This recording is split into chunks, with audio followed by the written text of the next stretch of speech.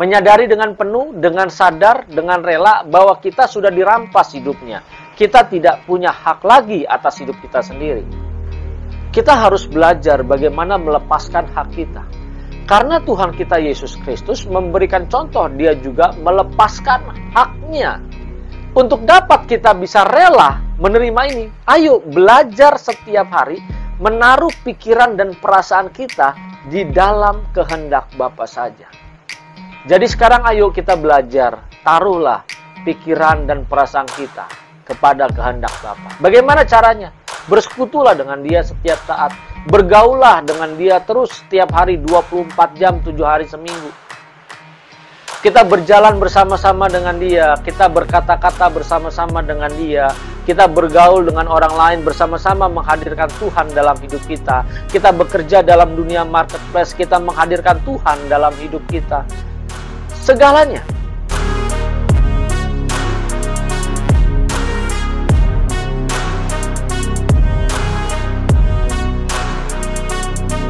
Sangat disayangkan justru kita sering sekali menuntut hak kita kepada Tuhan supaya di dalam hidup ini kita dipenuhi yang menjadi kebutuhan kita.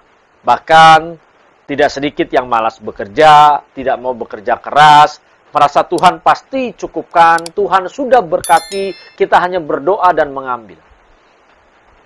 Banyak yang seperti ini. Justru hal-hal seperti ini, paradigma seperti ini, yang harus kita transformasi. Kita harus mengalami perubahan dalam pola berpikir. Kita harus sadar, bagaimana sekarang caranya kita dapat melepaskan hak kita.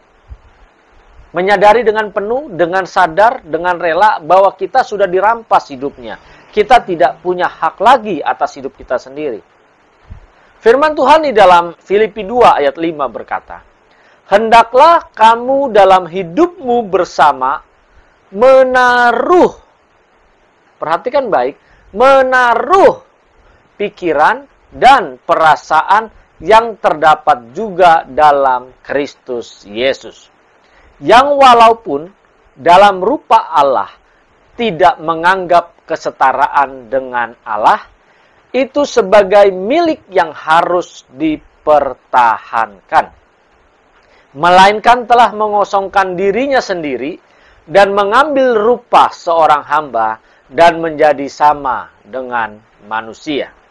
Dan dalam keadaan sebagai manusia, ia telah merendahkan dirinya dan taat sampai mati, bahkan sampai mati di kayu salib. Perhatikan apa yang sudah diteladani oleh Tuhan kita Yesus Kristus. Dia memberikan contoh kepada kita. Dia punya hak. Dia jelas punya hak. Dia Tuhan. Dia bisa menggunakan haknya ketika dia dihina, ketika dia ditinju, ketika dia disiksa, difitnahkan segala yang jahat, bahkan ketika dia ditombak, dipasangi mahkota duri, bahkan ketika dia disalib. Tuhan Yesus bisa menggunakan haknya mengundang malaikat di surga untuk membela dia, untuk menolong dia. Tetapi satu hal yang kita pelajari, luar biasa Tuhan kita, dia memberikan contoh kepada kita.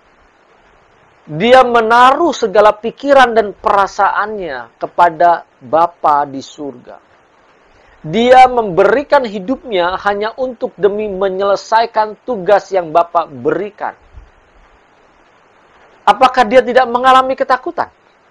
Jelas, dia sebagai manusia seutuhnya mengalami ketakutan.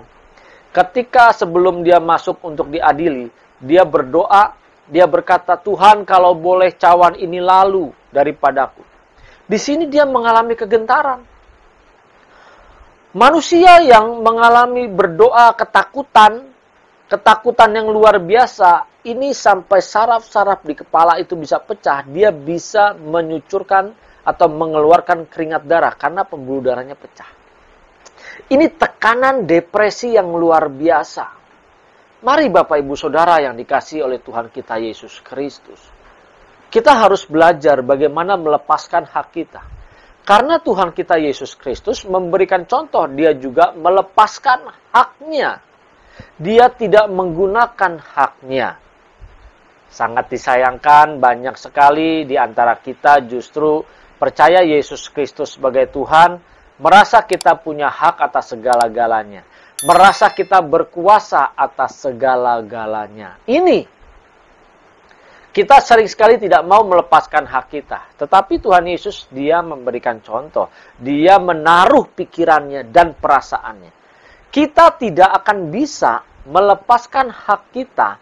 Kita tidak akan rela menerima kenyataan bahwa hidup kita sudah dirampas oleh Tuhan kita Yesus Kristus dan dibayar lunas. Untuk dapat kita bisa rela menerima ini, ayo belajar setiap hari menaruh pikiran dan perasaan kita di dalam kehendak Bapa saja. Supaya apa yang kita lakukan hanya demi Dia. Hanya untuk menyenangkan Bapa, bukan menyenangkan diri sendiri. Sangat disayangkan justru kita banyak sekali hanya mementingkan keinginan kita dalam hidup ini. Kita hanya menaruh perasaan kita kepada kehendak daging kita. Kita hanya menaruh pikiran-pikiran kita bagaimana kita memuaskan keinginan daging dalam hidup ini. Ini yang membuat kita gagal menerima kenyataan bahwa kita sudah dirampas hidupnya, sudah dirampas seluruh hak kita oleh Tuhan kita Yesus Kristus.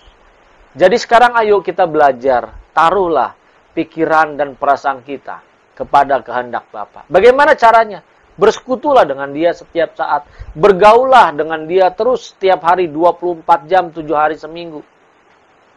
Kita berjalan bersama-sama dengan Dia, kita berkata-kata bersama-sama dengan Dia, kita bergaul dengan orang lain bersama-sama menghadirkan Tuhan dalam hidup kita. Kita bekerja dalam dunia marketplace, kita menghadirkan Tuhan dalam hidup kita.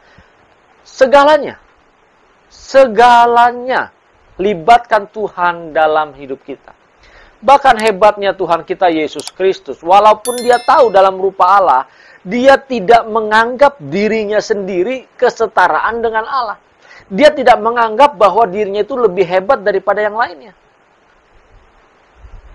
Tapi berapa banyak justru orang percaya merasa lebih hebat, merasa lebih berkuasa, merasa lebih dari segala-galanya lebih pintar. Lihat, ini fakta. Tidak sedikit di antara kita justru seperti ini. Kita percaya Yesus Kristus sebagai Tuhan, kita merasa kita kan punya hak. Kita kan ahli waris kerajaan surga. Kita bisa minta apa yang kita inginkan agar Bapa kabulkan. Mintalah dalam nama Tuhan Yesus Kristus, maka Dia akan memberikan.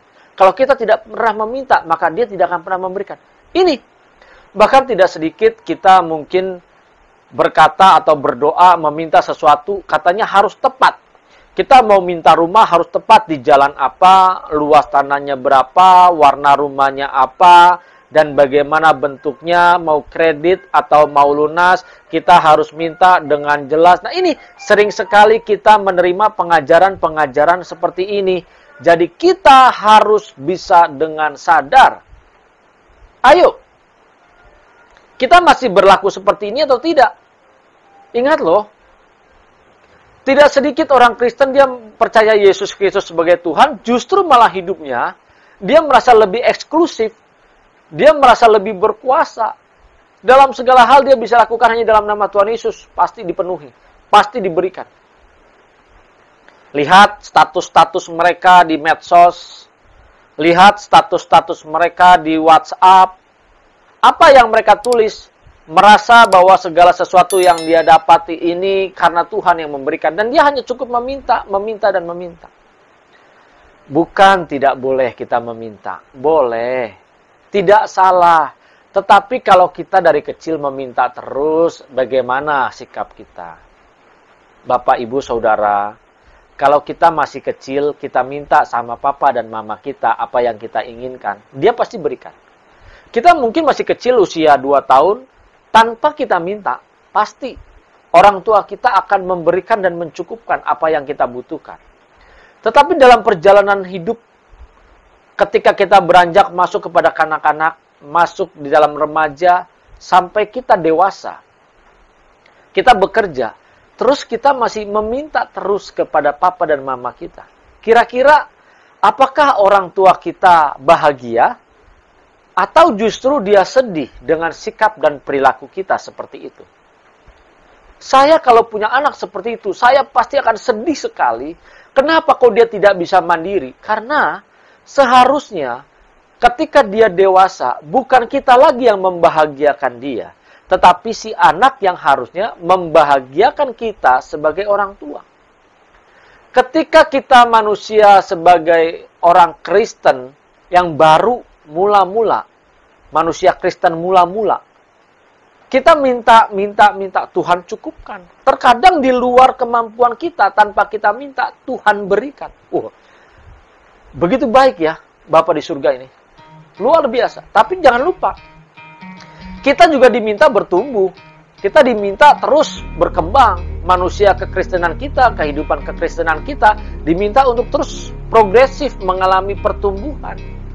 Kalau baru pertama kali kita percaya Yesus, kita minta diberikan. Tanpa kita minta pun diberikan. Tetapi setelah kita 20 tahun, 25 tahun, jadi orang Kristen, apalagi melayani, ambil bagian dalam pekerjaan gereja, kita masih minta terus. Kira-kira Bapa di surga senang atau sedih atau berduka dengan cara hidup seperti ini? Ayo, saya mengajak untuk kita merenung, memikirkan, kira-kira Bapa di surga senang tidak? Kalau manusia di bumi saja kecewa dengan cara seperti ini, apalagi Bapa kita di surga.